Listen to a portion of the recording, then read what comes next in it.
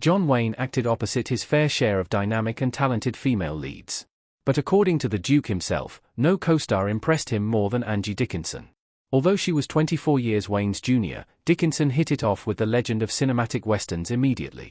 She first met the Duke while portraying his on-screen wife, during his cameo playing himself in the 1958 comedy movie I Married a Woman. The pair would later act alongside each other in Melville Shavelson's 1966 war movie Cast a Giant Shadow. However, neither of these collaborations can compare with the legendary Rio Bravo. Howard Hawks' best movie has only grown in stature since it came out at the end of the 1950s. This classic western serves to demonstrate that no one could conjure up on-screen chemistry with John Wayne quite like Dickinson could. As Walter Brennan's character observes in the movie's closing moments, Sheriff's got himself a girl. The actor's gruff and surly cowboy persona didn't usually suit romantic endings to most John Wayne movies. It's to Dickinson's credit that she was able to make it work in Rio Bravo, although the actor herself is more inclined to praise Wayne's own performance. Rio Bravo was John Wayne and Angie Dickinson's best movie together. It's also one of the best Western movies ever made. There's no question that Rio Bravo features Dickinson's best appearance in a movie alongside the Duke. Yet it's important to place their collaboration in context.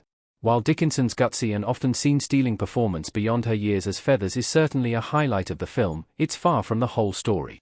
Rio Bravo is not only one of John Wayne's best westerns, but is widely considered one of the greatest western movies ever made, alongside John Ford's The Searchers. Dickinson's character doesn't appear until the second act, by which time we've already been wowed by Rio Bravo's brilliant opening scene, which was a key influence on Quentin Tarantino's career in cinema 3 decades later.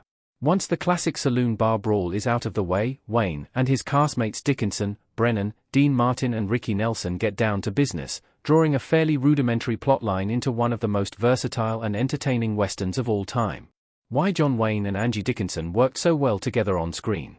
The pair loved working with each other. Angie Dickinson in Rio Bravo.